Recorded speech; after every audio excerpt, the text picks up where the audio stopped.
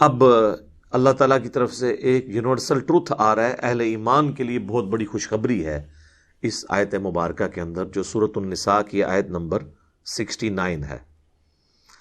وَمَن يُطِعِ اللَّهَ وَالرَّسُولَ، جو کوئی بھی اطاعت اختیار کرے گا اللہ کی اور اس کے رسول کی، صرف محبت کا دم نہ بھرے بلکہ پیروی کرے اللہ کی اور اس کے رسول کی، عز وجل وصلی اللہ علیہ وآلہ وسلم، فَأُولَئِكَ مَعَ الَّذِينَ أَنْعَمَ اللَّهُ عَلَيْهِمْ، پس یہ لوگ پھر قیامت کے دن ان لوگوں میں ہوں گے، ان کے ساتھ شمار کیے جائیں گے جن پہ اللہ کا انعام ہوا ہے، انعام ہوگا،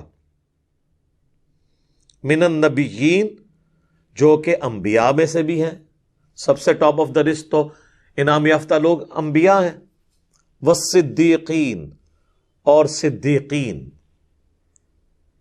یہ بھی ایک ٹائٹل ہے، یعنی انبیاء کے بعد غیر انبیاء کے لیے ٹاپ آف دا لسٹ جو ٹائٹل ہے وہ صدیق ہے، والشہداء، اور شہداء میں ایک تو شہید ہے وہ جسے ہم جانتے ہیں جو اللہ کے لیے لڑتا ہوا مارا جائے، اسلام میں وہ بھی شہید ہے کیونکہ وہ پریکٹیکلی شہادت دے رہا ہوتا ہے اپنی جان دے کر کہ جس نظریے کا میں دعوے دار ہوں اس کے لیے میں اپنی جان بھی دینے کے لیے تیار ہوں۔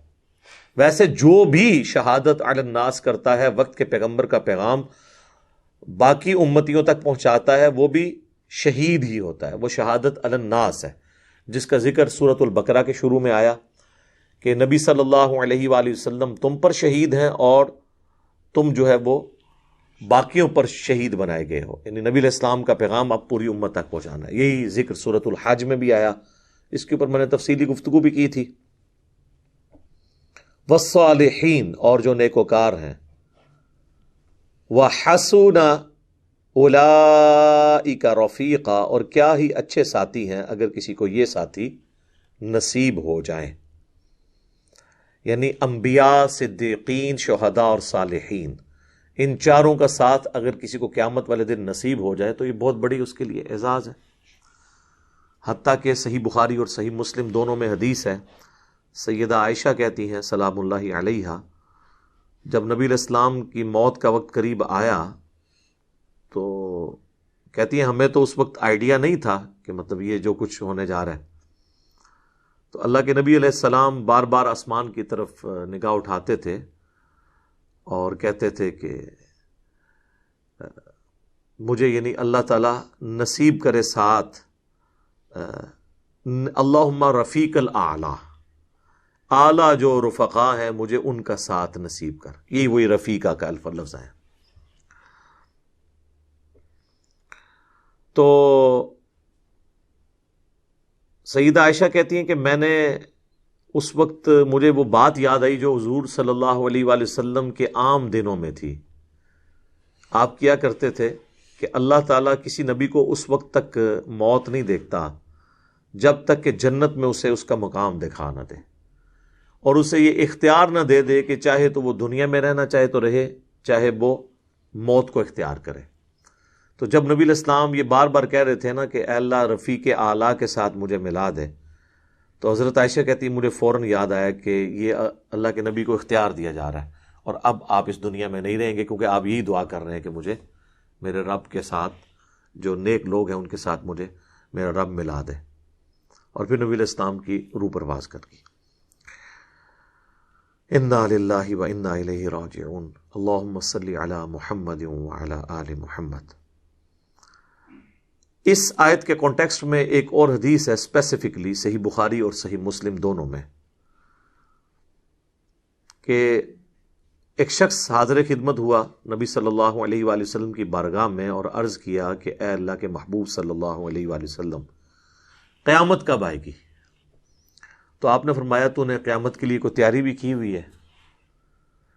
تو اس نے عرض کیا کہ تیاری تو میری اتنی زیادہ نہیں ہے، بس موٹا موٹا دین جو فرائض ہے اس میں پابندی کرتا ہوں، بہت زیادہ نفلی عبادات میرے پاس نہیں ہے۔ یہ نہیں ہے کہ وہ بالکل ہی کوئی کورا تھا، کچھ کرتا کراتا ہی نہیں تھا، یعنی ایکسٹرا عبادتیں نہیں ہیں، بس ڈیٹم لیول پہ جو فرائض ہیں وہ پورے کرتا ہوں۔ البتہ اللہ اور اس کے رسول عز وجل و صلی اللہ علیہ وآلہ وسلم سے میں محبت کرتا ہوں۔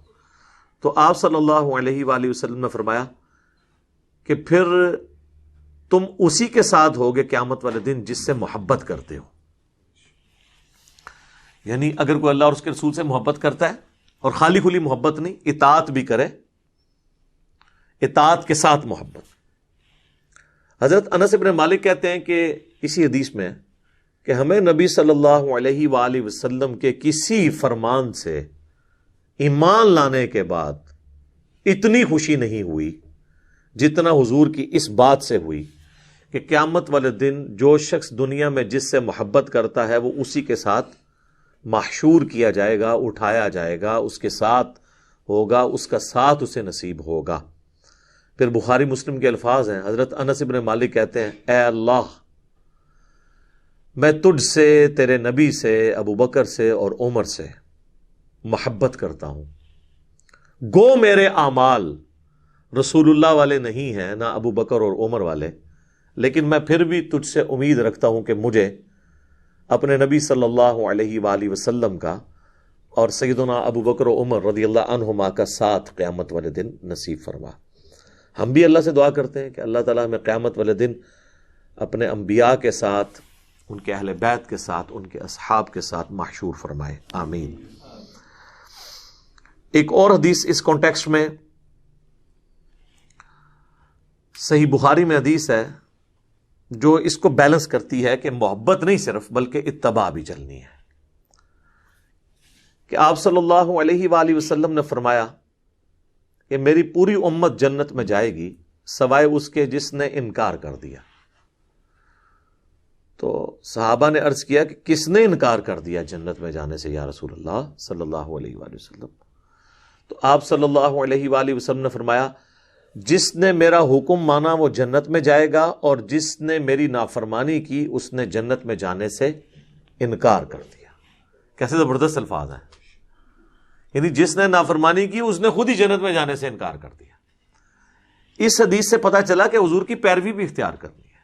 اور اس سے بھی بڑھ کے جو سورہ آل عمران کی آیت نمبر 31 ہے، قُلْ إِن كُنتُمْ تُحِبُّونَ اللَّهَ فَاتَّبِعُونِي يُحْبِبْكُمُ اللَّهُ وَيَغْفِرْ لَكُمْ ذُنُوبَكُمْ. اے نبی تم فرما دو کہ بالفرض اگر یہ دعویٰ کرتے ہیں نا کہ ہم اللہ سے محبت کرتے ہیں تو ان سے کہو کہ پھر میری پیروی کرو. پیروی خالی اطاعت نہیں، محبت کے ساتھ اتباع کرنا، پیروی کرنا، اس کو کہتے ہیں اتباع. پھر اللہ بھی تم سے محبت کرے گا اور تمہارے گناہوں کو بھی معاف کر دے گا. تو یہ آیت بھی اس بات کا ثبوت ہے کہ صرف محبت کچھ نہیں ہے جب تک کہ آپ اس کے ساتھ پیروی اختیار نہ کریں. ادروائز یہ خالی کھلی محبت اور دنیا میں بھی کوئی ماننے کے لیے تیار نہیں ہے. اگر کوئی شخص اپنے ماں باپ سے کہے کہ مجھے آپ سے بڑی محبت ہے لیکن میں نے بات آپ کی کوئی بھی نہیں ماننی، تو مجھے بتائیں اس طرح کی محبت ماں باپ اپنی اولاد کی قبول کرنے کے لیے تیار ہے؟ اب ہم میں سے تو اکثر لوگ خود بال بچے دار ہو چکے ہیں، تو ہم تو میرے خیال اب یہ بات کر سکتے ہیں کہ ہم اپنی اولاد کی ایسی محبت ماننے کے لیے تیار ہیں جس میں ہماری بات کوئی نہ مانے. ایسے ہو نہیں سکتا، یہ دنیا کا نظام ایسے چل نہیں سکتا. تو نبی علیہ السلام کی پیروی بھی کرنی ہے. صرف محبت کے دعوے کرنا، عشق رسول کے نعرے لگانا اور اس کی بنیاد کے اوپر یہ سمجھنا کہ قیامت والے دن کوئی چھٹکارے والا معاملہ ہو جائے گا، تو یہ بالکل ہماری ایک وشفل تھنکنگز تو ہو سکتی ہیں، ایک خواہشات ہو سکتی ہیں، لیکن ضروری نہیں ہے کہ ہم جو خواہش کر رہے ہیں ہماری خواہشات کے مطابق اللہ نے معاملات کو لے کے چلنا ہے. اللہ نے تو اپنے رولز اور ریگولیشنز کے مطابق معاملات کو لے کے چلنا ہے. اب میرے بھائیوں، اسی کانٹیکسٹ میں یہ جو اس وقت ملکی حالات ہیں اس کے اوپر بھی تھوڑی ڈسکشن کروں. آپ کو پتا ہے پچھلے دنوں یہ 12 اپریل 2021 کو جو پاکستان میں ایک ابھرتی ہوئی پولیٹیکل جماعت تحریک لبیک TLP تحریک لبیک پاکستان، ان کے امیر کو گورنمنٹ لیول کے اوپر گرفتار کیا گیا، سعد رضوی صاحب کو. اور اس کے بعد آپ نے 3-4 دن دیکھا ہے کہ ملک میں ریاست اور حکومت نام کی کوئی چیز ہمیں نظر نہیں آئی. جس طریقے سے پاکستانی عوام نے اس کو ریئیکٹ کیا اور اس کے اگینسٹ جس طریقے سے حکومت نے، جس طریقے سے ہماری گورنمنٹ نے اس کو رسپانس کیا، اور اس کا جو رزلٹ اب ہمارے سامنے ہے اور ابھی آنے والے دنوں میں ہمیں مزید بھگتنا پڑے گا، یہ ہمارے ملک کے لیے ایک الارمنگ سچویشن ہے۔ اور آپ کو پتہ ہے جب سے یہ خاکوں والا سلسلہ شروع ہوا ہے 2011 سے لے کے ابھی تک، اب تو 2021 چل رہا ہے، اپریل کا مہینہ، ان 10 سالوں میں کئی دفعہ یہ معاملات آئے اور میں نے مختلف اوقات میں اس کے اوپر ڈیٹیل ویڈیوز بھی ریکارڈ کروائی ہیں۔ آپ یوٹیوب کے اوپر جا کے اگر آپ لکھیں نا گستاخانہ کارٹون کے اوپر کاؤنٹر نیریٹو، تو میں نے آلموسٹ تقریباً 1.5 گھنٹے میں پورا کاؤنٹر نیریٹو دیا ہے، صرف جذباتی تقریر نہیں کی ہے، جس میں نے بتایا کہ ہمارے حکمرانوں کے کرنے کا کام کیا ہے، ہمارے علماء کے کرنے کا کام کیا ہے، ہماری عوام الناس کے کرنے کا کام کیا ہے، پھر کمبائنڈ امت لیول کے اوپر ہمارے جو آرگنائزیشنز ہیں، جس طرح OIC ہے، جو OIC بنی ہوئی ہے، اس کے کرنے کا کام کیا ہے، یہ ساری چیزیں میں نے ڈیٹیل سے ریکارڈ کروائی ہیں، وہ میں اس کو ریپیٹ نہیں کرتا۔ میں اس وقت جو یہ صورتحال چل رہی ہے اس کے اوپر تھوڑی اپنی گزارشات رکھوں گا۔ ویسے تو آپ دیکھ رہے ہیں کہ اس طرح کے کریٹیکل ایشو کے اوپر اور کوئی بات کرنے کے لیے تیار ہی نہیں ہوتا۔ اب میں گورنمنٹ سے اور ریاستی اداروں سے کہوں گا کہ وہ علماء جو آپ پبلکلی آپ لوگوں نے لانچ کیے ہوئے ہیں، اب وہ علماء کدھر ہیں کہ آ کے امت کو سمجھائیں کہ امت کس طرف جا رہی ہے؟ کوئی بھی ان کا ساتھ دینے کے لیے تیار نہیں ہوگا۔ اس کی وجہ ہے کہ علماء بھی اس وقت تک ریاست کا ساتھ دیتے ہیں جب تک ان کے اپنے مفادات کے اوپر ضرب نہ پڑے۔ اب پبلک ڈائنامکس تو یہ ہے کہ عوام میں غصہ جو ہے حکومت کی اس ایکٹیویٹی کے خلاف ہے، لہٰذا کسی مکتب فکر کا عالم دین بھی اس وقت حکومت کے ساتھ کھڑا نہیں ہوگا۔ ہاں یہ ضرور ہوگا کہ حکومت کے خلاف کھڑے ہو جائیں، اور وہ آپ کو پارلیمنٹ میں تقریروں سے اور باقی جو مکاتب فکر کے علماء ہیں ان کی باتوں سے اندازہ ہو رہا ہے۔ کم از کم اس سے یہ پتہ چل گیا کہ جب مفادات کے اوپر ضرب پڑتی ہے تو ہمارے علماء اس طرح اکٹھے ہو جاتے ہیں۔ آپ نے دیکھا ہے سارے اکٹھے ہوئے ہیں۔ تو اب ہمارے حکومت کو، پرائم منسٹر کو اور ریاستی اداروں کو بھی پتہ چل جانا چاہیے، خیر ان کو پہلے بھی پتہ ہے، ویسے انہوں نے آنکھیں بند کی ہوں تو الگ بات ہے، کہ کون سے علماء ہیں جو واقعتاً اس ملک کے اندر امن چاہتے ہیں اور عوام کو صحیح راستے پر چلانا چاہتے ہیں، اور کون سے علماء ہیں جو بس صرف اپنے وقتی مفادات کے لیے کوئی ایسا بیانیہ دے دیتے ہیں۔ میں اشارتاً بات کر رہا ہوں، کسی کا نام نہیں لے رہا، پھر لوگوں کی وہ جذبات وابستہ ہو جاتے ہیں، لوگ پھر اس کو برا مانتے ہیں۔ اس پوری صورتحال کے اندر جو میری ورڈکٹ ہے وہ یہ ہے کہ یہ حکومت نے جس طریقے سے اس معاملے کو مس مینج کیا ہے، سب سے بڑا جرم ہماری اس موجودہ حکومت کا ہے۔ یہ اس طریقے سے اس معاملے کو ٹیکل کرنا ہی نہیں چاہیے تھا۔ ابھی تو 20 اپریل آنے میں کئی دن باقی تھے، ایک جسٹ اناؤنسمنٹ کے اوپر آپ 10 دن پہلے پریمپٹیو رائٹ کو یوز کرتے ہوئے کہ یہ ہو گیا تو پھر یہ ہو جائے گا، آپ ایک ایسی جماعت کے سربراہ کو گرفتار کر لیتے ہیں کہ جو مکتب فکر سب سے بڑا مکتب فکر ہے ایٹ لیسٹ پاکستان کے اندر، بہت زیادہ محتاط اندازہ بھی لگائیں تو 70% سے زیادہ بریلوی مکتب فکر کی عوام الناس ہے پاکستان کے اندر، اور اس میں بھی سب سے زیادہ ڈائنامک جو جماعت ہے وہ تحریک لبیک ہے۔ اب میں یہ جو گفتگو کرنے جا رہا ہوں، کوئی یہ نہ سمجھے کہ میں اگر کوئی ایسی بات کر رہا ہوں جو تحریک لبیک کے حق میں جاتی ہے تو میں کوئی ان کے ساتھ کوئی ذاتی ہمدردی رکھتا ہوں۔ میں تو دنیا کے ہر انسان کے ساتھ ہمدردی رکھتا ہوں ٹروتھ لور ہونے کے ناطے۔ سب سے زیادہ اگر دنیا میں کوئی ایفیکٹ ہی ہے نا کسی جماعت کا تو وہ میں خود ہوں۔ مجھ پہ جو 2 دفعہ مرڈر اٹیمپٹ ہوئی ہے، ایک دفعہ 28 اکتوبر 2017 کو، اور ابھی ریسنٹلی جو 14 مارچ 2021 کو، یہ دونوں اٹیمپٹ جو ہیں وہ تحریک لبیک سے تعلق رکھنے والے مختلف 2 بچوں کی طرف سے ہوئی۔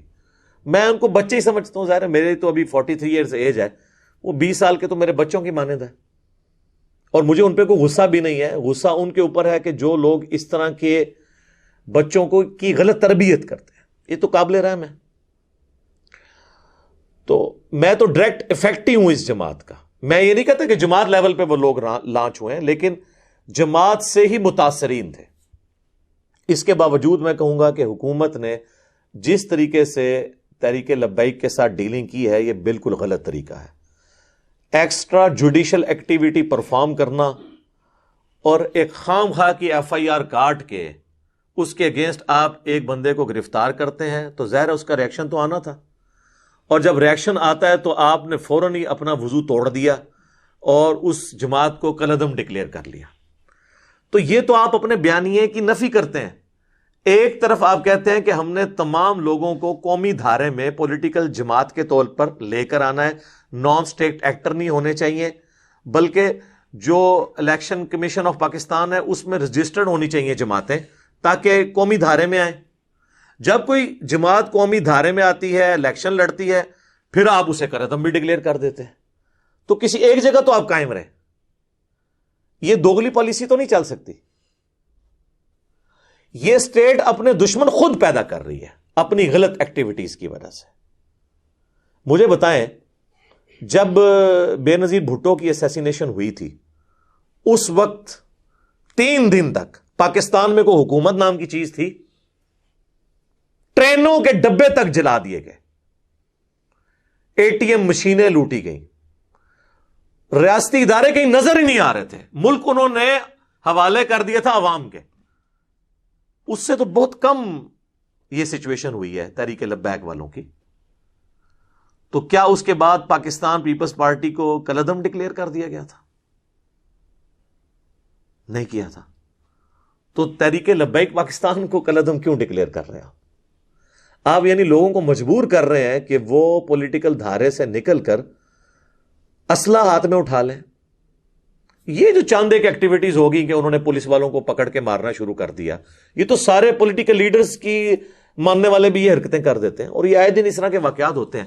اتنی جلدی آپ نے ڈیسیژن لیا, اور ڈیسیژن اناؤنس کرنے والے ہمارے جو وزیر داخلہ صاحب ہیں ان کو شرم بھی نہیں آئی ہے. یہ وہ وزیر داخلہ صاحب ہیں جو الیکشن جب لڑتے ہیں تو اس کے اوپر لکھا ہوتا ہے مجاہد ختم نبوت, اور یہ خود ان کی پرانی ویڈیوز بھی اب یوٹیوب کے اوپر آپ کو مل جائیں گی, لوگوں نے دوبارہ سے اپلوڈ کر دی ہیں, کہ جب اسی تحریک لبیک کے دھرنے 2017 میں چل رہے تھے تو اس وقت یہی آ کے ہمیں یہ بھاشن دیا کرتے تھے کہ تحریک لبیک کا ساتھ دیں, ختم نبوت کے اوپر ہم کسی کو اس طرح ڈاکہ نہیں مارنے دیں گے, یہ نہیں کرنے دیں گے, وہ نہیں کرنے دیں گے. اور آج وہی جماعت ہے اور آپ ان کا ایٹیچیوڈ دیکھ لیں. تو یہ تو کوئی طریقہ نہیں ہے کہ آپ دوغلی پالیسی رکھیں. اور ہم سٹون ایج میں تو رہ نہیں رہے ہیں. وہ پنجابی میں ایک محاورہ ہے کہ گل کہندی ہے تو منو منہ کٹ میں تمہیں شہرو کٹاں گی. تو آج کل تو اس کا اگلا ورژن آ چکا ہے, یعنی بات کہتی ہے تو مجھے منہ سے نکال, میں تجھے شہر بدر کروا دوں گی, کیونکہ بات ہو اب تو بات ریکارڈ ہو جاتی ہے, ویڈیو ریکارڈ ہو جاتی ہے. ہوں گل کہندی ہے تو منو منہ کٹ میں تمہیں دنیا تو ہی باہر کٹ دیں گی. ظاہر ہے جی وہ لوگ تو پھر جنت میں پہنچا دیتے ہیں نا دوسروں کو. تو اب تو کوئی شخص بھاگ نہیں سکتا, اس کے پرانے بیانات اسے ہانٹ کریں گے, ڈراتے رہیں گے. کیسے کوئی بھاگ سکتا ہے؟ اور یہاں پہ ہمارے ریاستی اداروں کو بھی چاہیے کہ جب وہ 2017 میں پیسے بانٹ رہے تھے فیض آباد کے اندر, اس وقت ان کو کبھی یہ خیال نہیں آیا تھا کہ کل کو یہ اس طریقے سے ایٹیچیوڈ ہمارے گلے بھی پڑ سکتا ہے. ہم تو اس وقت بھی کہہ رہے تھے کہ اداروں کا یہ کام نہیں ہے. اور آپ دیکھیں اس وقت پاکستان کی سب سے بڑی عدالت میں یہ کیس پریزنٹ ہوا, اور اس عدالت کی جو ورڈکٹ آئی, جو ڈیسیژن آیا, وہ ایک پبلک ڈاکومنٹ ہے, وہ آپ کو نیٹ پہ اویلیبل ہے. اس دھرنے کے اوپر جو جسٹس قاضی فائز عیسیٰ صاحب کا تھا ڈیسیژن, وہ انہوں نے کوئی ذاتی ڈیسیژن نہیں کیا تھا. ان کے پاس جو ISI نے خود اپنی رپورٹ جمع کروائی ہوئی تھی, IB نے اپنی رپورٹ جو جمع کروائی تھی, چونکہ سپریم کورٹ تحقیقاتی ادارہ نہیں ہوتا بلکہ باقی ادارے اس کو اسسٹ کرتے ہیں, اور وہ ان کی جو معلومات ہے اس کی روشنی میں ڈیسیژن دیتے ہیں. تو یہ فائز عیسیٰ صاحب نے اپنا ڈیسیژن اپنی مرضی سے نہیں لکھا تھا، بلکہ ان ایجنسیز کی رپورٹس کے اوپر لکھا تھا کہ اس جو دھرنے کو کس کس نے سپورٹ کیا، اور اس کے اوپر انہوں نے گائیڈ لائنز دی تھیں کہ اس طریقے سے آپ چلیں ورنہ کل کے لیے آپ کے لیے مصیبت کھڑی ہو جائے گی. اور دیکھ لیں، کوئی پہلے تو مصیبت کھڑی ہوتی تھی 15 20 25 سالوں کے بعد. یہ پاکستان میں پہلی دفعہ ہو رہا ہے کہ یہ ہسٹری فوراً ہی آ جاتی ہے. یعنی یہ آپ سمجھ لیں 4 سال ہی گزرے ہیں اور رزلٹ آپ کے سامنے آ گیا. جو بات اس وقت سپریم کورٹ نے کہی تھی کہ مستقبل میں یہ ہو جائے گا، وہ اس سے ورسٹ فارم میں ہو گیا. اور اب اگر آپ اس طریقے سے ان تحریکوں کو بین کریں گے تو یہ تو کوئی طریقہ نہیں ہے، یہ بالکل. اور میں آپ کو بتاؤں، اگر عدالتوں کے اوپر دباؤ نہ ہوا کسی ریاستی ادارے کی طرف سے یا پرائم منسٹر کی طرف سے، تو پہلی پیشی پہ یہ فارغ ہو جائے گی یہ پابندی جو انہوں نے لگائی ہے. یہ بالکل ناحق پابندی لگائی ہے، اور یہ ایکسٹرا جوڈیشل بھی ہے اور غیر آئینی بھی ہے. آئین میں پورا طریقہ لکھا ہوا ہے کسی جماعت کو کردم کرنے کا. یہ کیس پارلیمنٹ میں بھی نہیں آیا، اور یہ اس طریقے سے انہوں نے ڈیسیژن کر دیا، اور نہ یہ چلنا ہے. اور میں بالکل وارن کر رہا ہوں، اپنی طرف سے وارن نہیں کر رہا، ایز این ایکسپرٹ اوپینین یہ بتا رہا ہوں کہ اب ریاست جس مکتب فکر سے پنگا لے رہی ہے، یہ پنگا ویسا پنگا نہیں ہے جو باقی مکاتب فکر کے ساتھ ہے. آپ اگر یہ سمجھتے ہیں نا کہ آپ نے دیوبند کے ساتھ پنگا لیا اور اس کے ساتھ آپ سٹیبل ہو گئے کچھ عرصے بعد، جو لال مسجد میں جو ایک ڈکٹیٹر نے بدماشی کی تھی اور اس کی پاداش میں ہم کئی سال تک خودکش حملے بھگتتے رہے، یہ تو ضرب عضب اور رد الفساد کی برکت سے ملک میں کوئی امن آیا اور نان سٹیٹ ایکٹرز کا جو معاملہ یہ ٹھپ ہوا، اللہ کا شکر ہے. تو وہ تو ایک دیوبندی مکتب فکر کے لوگ تھے، اور وہ بھی چند لوگ تھے. اس میں سے میجر پورشن تبلیغی جماعت کا تو آپ نکال دیں، جو دیوبند میں خیر کی علامت ہے. عقیدے کا اختلاف ہمارا ان کے ساتھ اپنی جگہ. بہرحال دیوبندی مکتب فکر میں خیر ہے تبلیغی جماعت. یہ نہ ہوتی تو یہ پورا مکتب فکر ہی جو ہے نا ایک سب سے وائلنٹ مکتب فکر تھا، کیونکہ آپ کو پتا ہے 80s کے اندر سنی شیعہ فساد میں اعلی کار یہی مکتب فکر بنا تھا. تو ان کو تو ٹیکل کر لیا. اہل حدیث تو ویسے ہی بہت تھوڑے ہیں، ان کو تو آپ چھوڑ دیں، وہ کسی کھاتے میں نہیں. اہل تشیع جو ہیں وہ بھی چونکہ اس اعتبار سے نان وائلنٹ نہیں ہوتے. ان کی آپ دیکھیں اتحاد بین المسلمین کی جتنی آپ کو تنظیمیں نظر آئیں گی وہ شیعہ کی، کیونکہ مائنورٹی میں، اس لیے وہ کوشش کرتے ہیں کہ اس طرح کے معاملات سے پیچھے رہیں. پیچھے بچ گئے بریلوی، جو سب سے نان وائلنٹ مکتب فکر رہا ہے، جنہوں نے کبھی کوئی اس طرح کی ایکٹیویٹی نہیں پرفارم کی ایز اے مکتب فکر. انڈیویجول کوئی شخص کرتا ہے، وہ تو 2 دفعہ میں بھی بھگت چکا ہوں مرڈر اٹیمپٹ، وہ ایک الگ بات ہے، لیکن ایز اے مکتب فکر یہ نان وائلنٹ ہے. اب یہ جو ایکٹیویٹی انہوں نے پرفارم کی ہے ٹی ایل پی پہ پابندی لگانے والی، اس کے بعد یہ پورا مکتب فکر وائلنٹ ہو جائے گا. اور یہ آپ دماغ سے نکال دیں کہ یہ صرف ٹی ایل پی کے رکن ہوں گے، نہیں. انڈکلیئرڈ پوری بریلوی مکتب فکر ان کے ساتھ کھڑا ہے. دیوبندیوں کے ساتھ لوگ ان کے اپنے بھی کھڑے نہیں ہوئے تھے لال مسجد کے بعد، لیکن ان کے ساتھ دعوت اسلامی بھی کھڑی ہوگی. الیاس قادری صاحب کی جماعت انڈکلیئرڈ کھڑی رہے گی. اور سب سے بڑے جو ان کے اس وقت مفتی اعظم ہے پاکستان کے، ان کے تنظیم المدارس کے ہیڈ مفتی منیب الرحمان صاحب، انہوں نے تو اسی وقت پریس کانفرنس کر دی اور انہوں نے اس کی مخالفت کی ہے. یہ سب کے سب لوگ اکٹھے ہو جائیں گے، اس لیے کہ یہ کاز اب ایسی آئی ہے جو یقیناً ہمارے ایمان کا حصہ ہے. یعنی کون انکار کر سکتا ہے؟ ناموس رسالت کے اوپر تو ہم اپنی جان دینے کے لیے تیار ہیں، یہ تو ہمارے ایمان کی بنیادیں ہیں. تو چونکہ بریلوی مکتب فکر نے اس چیز کو ایجنڈے کے طور پہ سامنے رکھا ہوا ہے، لہذا اب یہ کوئی نہیں دیکھے گا کہ اس کا تعلق ٹی ایل پی سے ہے یا دعوت اسلامی سے ہے یا منہاج القرآن سے ہے یا وہ نقشبندی ہے یا وہ قادری ہے یا وہ چشتی ہے یا سہروردی ہے یا وہ فلاں پیر کا مرید ہے، یہ گولڈے والی گدی کے ساتھ اٹیچ ہے، یا وہ جو ہے وہ سیال شریف کی گدی کے ساتھ اٹیچ ہے، یا وہ توسا شریف والوں کے ساتھ اٹیچ ہے، یا وہ کوٹلی والوں کے ساتھ اٹیچ ہے. وہ سب کے سب ایک ہوں گے. اور اس سے خطرناک بات یہ ہے کہ ہمارے ریاستی اداروں میں زیادہ تر تعداد خود انہی کی ہے، کیونکہ عوام جو ہی ہے. تو میں کہتا ہوں پرائم منسٹر صاحب اور ہمارے آرمی چیف اور D G I S I جو ہے نا، مہربانی کر کے نا اپنا کھانا جو ہے نا وہ ٹفن میں اپنے گھر سے ہی لے کے آیا کریں. یہ میں آپ کو بتا رہا ہوں، کیونکہ یہ معاملات بہت آگے تک، کیونکہ کسی ایک انڈیویجول کا دماغ خراب ہونے کی دیر ہے. جس طرح آپ نے دیکھا پولیس والوں کو انہوں نے کیسے مارا ہے، اور وہ پولیس والے ان کے اپنے مقبے فکر کے ہی ہیں، زیادہ تر تو بریلوی ہیں بیچارے، اور وہ کہہ رہے یہودی ایجنٹ ہے. ایک مسلمان دوسرے مسلمان کو کہہ رہا ہے یہودی ایجنٹ.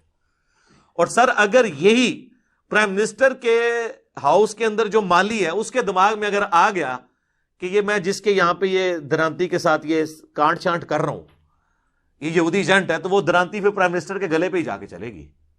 اللہ نہ کرے ایسا ہو، لیکن میں آپ کو بتا رہا ہوں کہ یہ انڈیویجول کا، چونکہ وہ اپنے ایمان کا حصہ سمجھ رہا ہوگا نا. یہ جو ممتاز قادری والی ایکٹیویٹی ہوئی تھی تو وہ اپنے ایمان کا حصہ اسے سمجھتا تھا نا. میں تو کسی بھی ایکسٹرا جوڈیشل ایکٹیویٹی کے حق میں نہیں ہوں، نہ کسی مولوی کی نہ کسی ریاستی ادارے کی. ایکسٹرا جوڈیشل ایکٹیویٹی اسلام میں حرام ہے. تو وہ ظاہر اپنے ایمان کا حصہ سمجھتے ہیں، ہر کوئی اپنے ایمان کا حصہ سمجھتا ہے. وہ تو واضح حدیث ہے بخاری اور مسلم دونوں میں کہ اللہ کے محبوب صلی اللہ علیہ وآلہ وسلم نے فرمایا تم میں سے کوئی بھی شخص اس وقت تک مؤمن ہو ہی نہیں سکتا جب تک کہ میں اسے اس کے ماں باپ اولاد سب لوگوں سے بڑھ کر عزیز نہ ہو جاؤں. اور اس کا کلائمیکس صحیح بخاری کی دوسری حدیث ہے جس میں سیدنا عمر نبی صلی اللہ علیہ وآلہ وسلم کے ساتھ چہل قدمی کر رہے تھے، اور حضور علیہ السلام نے محبت سے حضرت عمر کا ہاتھ اپنے ہاتھوں میں پکڑا تھا. تو حضرت عمر بھی تھوڑے فرینک ہو گئے اور انہوں نے کہا یا رسول اللہ اس دنیا میں سب سے بڑھ کر نا آپ مجھے محبوب ہیں سوائے میری اپنی جان کے. بالکل سچی بات کی. پہلے نمبر پہ تو انسان کی اپنی جان ہی ہوتی ہے نا. تو نبی علیہ السلام نے، اچھا حضرت عمر ایکسپیکٹ کر رہے تھے حضور کہیں گے واہ کیا بات ہے، میں تیرے بیوی بچوں سے بھی بڑھ کے تجھے عزیز ہوں. انہوں نے فرمایا عمر بلکہ تیری جان سے بھی بڑھ کے. ان کا یا رسول اللہ آپ مجھے میری جان سے بھی بڑھ کر عزیز ہے. تو آپ نے فرمایا اب عمر تیرا ایمان مکمل ہوا. اگر سیدنا عمر کا ایمان مکمل نہیں ہوتا، اپنی جان سے بڑھ کر حضور صلی اللہ علیہ وآلہ وسلم سے وہ محبت نہ کرنے لگ پڑے، تو ظاہر ہم تو کسی لیول پہ ہی نہیں ہے. یہ تو ایک بنیادی چیز ہے، تو اس کے اوپر تو کوئی کمپرومائز نہیں ہے. یہ تو بالکل ہمارے ایمان کی بنیاد ہے. بہرحال یہ جو کچھ یعنی جس طریقے سے حکومت یہ کر رہی ہے، میرا تو خیال ہے کہ فوراً سے پہلے جو ہے وہ مذاکرات کی طرف آنا چاہیے، اور اس پورے معاملے کے اندر کوئی ایسا راستہ اختیار کرنا چاہیے جس میں نہ عوام کا نقصان ہو، نہ ریاستی اداروں کا، اور نہ ہمارے ایمان کا. پہلے نمبر پہ تو ایمان ہے، پہلے ایمان ہے پھر پاکستان ہے، کیونکہ یہ پاکستان ہم نے اپنے ایمان کی بقا کے لیے لیا تھا. اور ان کو سمجھانے کی ضرورت ہے. یہ کوئی بیوقوف لوگ نہیں ہے کہ جن کو آپ سمجھا نہیں سکتے.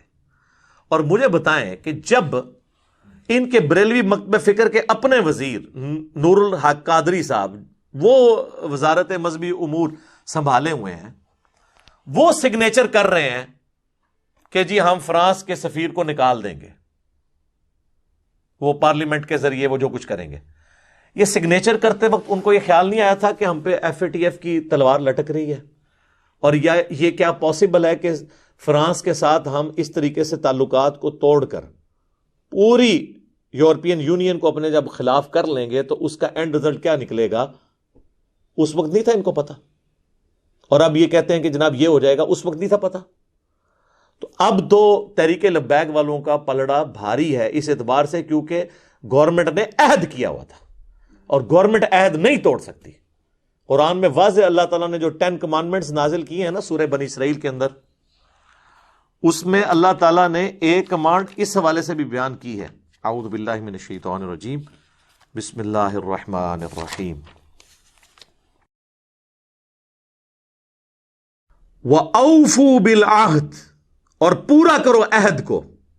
ان العہد کان مسئولا، بے شک عہد کے بارے میں تمہیں قیامت والے دن اکاؤنٹیبلٹی ہوگی، عہد پورا کیوں نہیں کیا. حتیٰ کہ مسند امام احمد میں حدیث ہے جو مشکات المصابیح میں موجود ہے، نبی صلی اللہ علیہ وآلہ وسلم نے فرمایا جو شخص عہد پورا نہیں کرتا اس کا کوئی دین ہی نہیں ہے، بے دین ہے جو اپنا عہد پورا نہیں کرتا. ریاست جب عہد کرتی ہے تو اس کو اپنا عہد پورا کرنا ہوگا، الا یہ کہ وہ دوسری پارٹی کو قائل کر لے اس بات پہ کہ وہ دستبردار ہو جائیں اپنے مطالبے سے. دھونس اور زبردستی کوئی سولوشن نہیں ہے. اس طریقے سے آپ فریڈم آف ایکسپریشن کا گلا نہیں دبا سکتے. اب رہ گئے یہ فرانس کے جو سفیر والا ایشو ہے، اس کے اوپر تو میری کئی ایک ویڈیوز ان دنوں میں دوبارہ سے لوگوں نے اپلوڈ کی ہیں. میں تو پہلے دن سے یہ کہہ رہا ہوں میرے بھائیوں کہ آرگنائز طریقے سے معاملات کو لے کے چلیں، اور سفیر اگر آپ نکال بھی دیں گے تو کب تک؟ فرانس کی مصنوعات کا بائیکاٹ کریں گے بھی تو کب تک؟ میں انہی سے ہی پوچھتا ہوں جو بہت زیادہ نعرے مار رہے ہوں گے لوگ، کہ بتائیں کہ اگر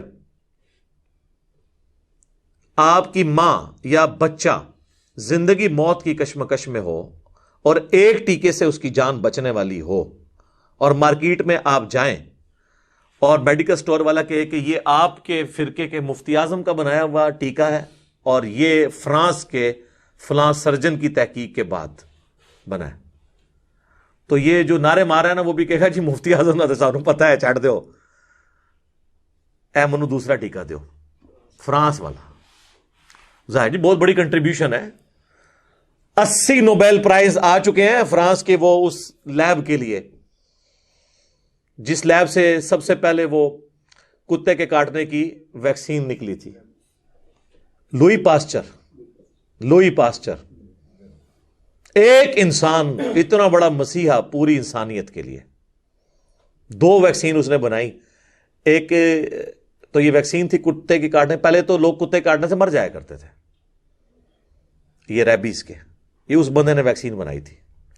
لا علاج مرض ہوتا تھا، یہ پاگل کتا کاٹ دے وہ انسان بھی پاگل ہو جاتا تھا، کچھ دنوں بعد مر جاتا تھا. اور دوسرا یہ شراب کے اندر ایسے جراثیم اس کے بنانے کے دوران بنتے تھے جس کی وجہ سے لوگوں کی ڈیتھ ہو جاتی تھی، تو اس نے وہ اس پروسیس کو ریفائن کیا تھا. اب آپ نے یہ نہیں کہنا میں کوئی شراب کے حق میں بات کر رہا ہوں، بتا رہا ہوں. اور اس نے چھوٹی سی ایک لیب قائم کی اور 80 نوبیل پرائز صرف اس لیب سے آ چکے ہیں. دنیا میں جتنی بڑی بیماریاں آتی ہیں نا، سب سے پہلے ویکسین وہ اس بندے کی اس لیب سے نکلتی ہے. ٹھیک ہے، تو میں یہ آپ کو ایک پہلو بتا رہا ہوں، میں کوئی فرانس کے فضائل نہیں آپ کو سنا رہا، اور چندے لینے کے لیے، فنڈز لینے کے لیے ہم لوگ ان کے آگے ہی ہاتھ پھیلا رہے ہوتے ہیں. یا تو ہم اتنے مضبوط ہوں نا کہ ہم جو ہے وہ اس دنیا کے اندر اس طریقے سے سروائیو کر سکیں. باقی یہ جو کتابی باتیں کتابوں میں رہنے دیں. صحابہ کرام کی مثالیں دینا، صحابہ کرام والا پہلے ایمان لے کر آئیں، ٹھیک ہے، ان کی کمٹمنٹ لے کے آئیں. ہمارا یہ حال ہے کہ ہم عشق رسول کے نام کے اوپر اپنے بھائیوں کی گاڑیاں توڑ دیتے ہیں، ان کے موٹر بائکس کو آگ لگا دیتے ہیں، اپنے بینک لوٹ لیتے ہیں. آج تک کوئی عاشق رسول میں نے نہیں دیکھا جو ویڈیو بنائے اور سامنے اپنی نئی گاڑی کھڑی کر کے اس کو آگ لگائے اور کہے کہ جی غلامی رسول میں موت بھی قبول ہے، دیکھو میں نے یہ آگ لگا دی. لیکن وہ جس کی گاڑی توڑ رہا ہوتا ہے، چاہے وہ پولیس کی گاڑی کوئی توڑے، کسی فوجی کی گاڑی توڑ دیتا ہے، وہ تو عوام کی گاڑی ہے، عوام کے ٹیکسز کی ہے، اور وہ ایک بندے کے معاف کرنے سے نہیں ہوگا، وہ کروڑوں عوام سے معافی مانگنی پڑے گی. یہ حقوق العباد کا معاملہ ہے. تو اپنا موٹر بائک اور اپنی گاڑی جلا کے تو کبھی نہ کسی نے عشق رسول کا اظہار نہیں کیا. یہ سب کچھ دوسروں کے اوپر ہی ہوتا ہے. تو یہ تو کوئی ایٹیچیوڈ نہیں ہے. تو حکومت کو بھی ہوش کے ناخن لینے چاہیے. جس طریقے سے انہوں نے بہیو کیا ہے نا، یہ کوئی طریقہ نہیں ہے. اور میرا خیال ہے کہ امید ہے کہ یہ معاملہ اس اعتبار سیٹل ہو جائے گا. ورنہ اگر کوئی سمجھتا ہے نا کہ وقتی طور پہ ان کو دبا لینے سے ایشو ایڈریس ہو جائے گا، تو سر یہ نہیں ہونا. یہ گلی گلی، محلے محلے، گھر گھر یہ معاملات آگے بڑھیں گے. وقتی طور پہ آپ سمجھ رہے ہیں نا دب جائے گا، لیکن آئے دن آپ کو ایسی رپورٹیں ملیں گی. جب تک کہ آپ اس کو پولیٹیکلی ہینڈل نہیں کریں گے اور مین سٹریم میں لا کے جماعتوں کے ساتھ پارلیمنٹ میں ان چیزوں کو ڈسکس کریں اور لوگوں کو سمجھائیں کہ وقتی طور پہ ہمیں یہ ڈیسیژن اس طرح کرنے کی ضرورت پڑ رہی ہے، FATF کی تلوار ہم پہ لٹکی ہوئی ہے، ہم آپ کے ساتھ ہیں، اپنے ایمان کو منوائیں. میں یہ نہیں کہتا سرٹیفکیٹ لیں ان سے اپنے ایمان کا، لیکن کم از کم ان کو یہ یقین دلائیں کہ آپ منافقت نہیں کر رہے ہیں. اب تو وہ کہیں گے کہ جی آپ نے لکھ کے ہم سے ایک عہد کیا اور اب آپ عہد توڑ رہے ہیں. تو ظاہر ہے قصوروار تو وہ ہے جس نے غلط عہد کیا تھا. اب توڑا، اب جب کیا گیا ہے تو پھر آپ طریق لبیک کو تو کوئی بلیم نہیں کر سکتے. تو میں تو اس میں یعنی مین قصوروار موجودہ حکومت کو سمجھتا ہوں. اور اس کے بعد جو TLP کے لوگوں نے کیا، ظاہر ہے وہ بچے ہیں، چھوٹی عمر کے ہیں، ان کی ذہن سازی اس قسم کی ہوئی ہے، اس طرح کی حرکتیں تو باقی لوگوں نے بھی کرنی ہوتی ہیں، وہ کریں گے. ظاہر ہے ہم نے اپنی نیشن کو یہی تو جذبات پڑھائے ہیں. یہ بھی ریاست کی غلط پالیسیز تھی نا. ایم کیو ایم کا جو عذاب اس حکومت پہ، اس ملک کے اوپر مسلط تھا، وہ بھی ہماری ریاستی پالیسی کی وجہ سے تھا. طالبان والا جو ایشو ہوا اور وہ جب بگڑا، وہ بھی ریاستی پالیسی تھا. یہ بھی اب جو کچھ ہوا یہ بھی ریاستی پالیسی ہے. تو لہٰذا آپ کسی چیز کو بھی ڈیپ ڈگ کریں نا تو ریاست ہی قصوروار نکل رہی ہوتی ہے اس طرح کے تلخ رویوں کے اگینسٹ. کیونکہ عوام تو عربی میں کہا جاتا ہے عوام کل انام، وہ تو چوپایوں کے مانند ہوتے ہیں، بھیڑ بکریوں کے مانند. آپ جس طرف ان کو چلا دیں وہ چلنا شروع ہو جاتے ہیں. تو اگر ہم ہوش کے ناخن نہیں لیں گے تو آنے والی نسلوں کو ایک سیف ملک نہیں دے سکتے. اور میں سب سے زیادہ پریشان پتہ کس بات سے ہوتا ہوں کہ باہر کے ملکوں میں جو لوگ بیٹھے ہوئے ہیں وہ کیا سوچتے ہوں گے ہمارے بارے میں. ہم اپنے ملک میں مسلمان ہو کے اپنے آپ کو انسیف فیل کر رہے ہیں کہ ہمیں کوئی مسلمان ہی نہ کاٹ دے. تو جب مسلمان سے ڈر رہا ہے تو غیر مسلم اس دین میں کیوں آئے گا؟ وہ کہے گا میں تو ادھر ہی سکون سے بیٹھا ہوں، پہلے میں اس دین میں آؤں اور پھر اپنی جان کو میں سٹیک پہ لگوا لوں. یہ جتنے احتجاج ہوتے ہیں یہاں تو وہ مخالفین اپنے بھائیوں کو اس طرح مار رہے ہوتے ہیں کہ وہ تو اس طرح مار رہے تھے پولیس والوں کو جیسے یہ خود فرانس کے سفیر یہ ہیں. اور پھر پولیس والوں نے بھی جس طریقے سے ان کو مارا ہے انہوں نے سمجھا کہ یہ کوئی انڈین فوجی ہیں جن کو ہم مار رہے ہیں، یہ غدار وطن ہے. اور میں اس میں ایک بات سے مجھے بہت زیادہ دکھ ہوا. ایک تو یہ بات تھی کہ غیر مسلم کیا امیج لیں گے، دوسرا یہ جو چند ایک انڈکلیئرڈ قسم کے ریاستی اداروں کے ترجمان بنے ہوئے ہیں اور وہ آڈیو ریکارڈنگز کروا کے یہ کہتے ہیں کہ جی وہ تحریک لبیک کو تو اسرائیل فنڈ کر رہا ہے، جی انڈیا فنڈ کر رہا ہے. لعنت ہے جی ایسی سوچ کے اوپر کہ آپ اپنے ملک کے لوگوں کو، مخلص لوگوں کو جن سے معاملہ مس مینج ہوا، آپ ان کے اوپر یہ الزامات لگائیں گے. ہمیں نہیں پتا یہ لوگ کون ہیں، یعنی کوئی مریخ سے تو نہیں نازل ہوئے، ہمارے ساتھ کے لوگ ہیں. ایون میں نے آپ کو پہلے بھی بتایا تھا، خادم رضوی صاحب فوت ہو گئے، اللہ تعالیٰ ان کی مغفرت کرے، ان کی غلطیوں سے درگزر کرے، ان کو نیک کاموں کا اجر دے. میں نے ان کی ڈیتھ کے اوپر بھی میری ویڈیو سب سے زیادہ دیکھی گئی تھی. میں نے اس وقت بھی بات کی تھی کہ ان کے اخلاص میں کوئی شک نہیں ہے، ان کی زندگی فقر میں گزری ہے. انہوں نے اس تنظیم سے کچھ حاصل کر کے اپنے ایسٹس نہیں بنائے ہیں، درویشی کی زندگی ان کی گزری ہے. میں تو ان کو پرسنلی بھی جانتا ہوں. میں تو 94 میں ایف ایس سی کا جب سٹوڈنٹ تھا 1994 میں، تو ہمارے گلی کی مسجد میں ہی وہ آیا کرتے تھے مہینے میں ایک دفعہ، اور اسی مسجد سے انہوں نے حفظ بھی کیا ہوا ہے، جیلم سے ہی وہ کیے ہوئے. یہ ان کا پیر خانہ بھی ہے، کالے دیو میں ان کی بیت ہے، اور ان کا علمی بھی یعنی آپ سمجھ لیں یہیں سے انہوں نے علم حاصل کیا. تو مرتے دم تک درویشی کی زندگی ان کی رہی ہے. ان کو انڈیا کیا، میں کہتا ہوں جی آپ بھی ذرا فنڈنگ لگا کے دیکھیں.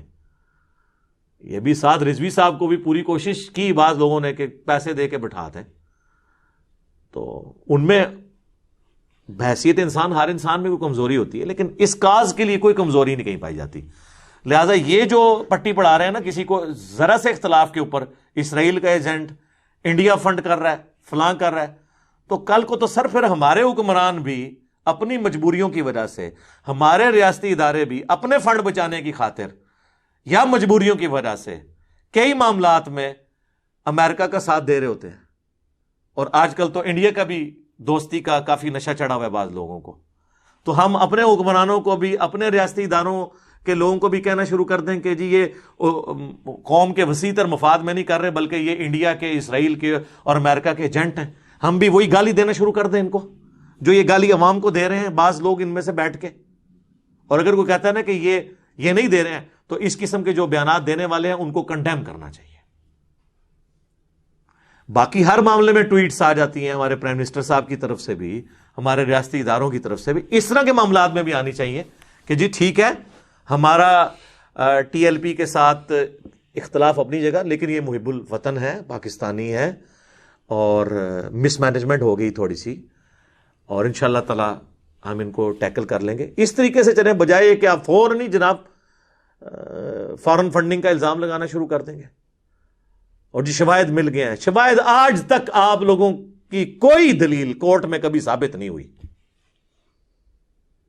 اور پھر کہتے ہیں جی وہ کورٹ میں پیش کرنے کے قابل نہیں ہوتے شواہد. آپ سٹون ایج میں رہ رہے ہیں. آج کے دور میں تو آپ لوگوں کی ویڈیو خفیہ بنا سکتے ہیں, فون کالز ٹیپ کر سکتے ہیں. آج کے دور میں یہ کوئی ایکسکیوز نہیں ہے کہ کورٹ میں پیش کرنے کے قابل نہیں تھا یہ ثبوت.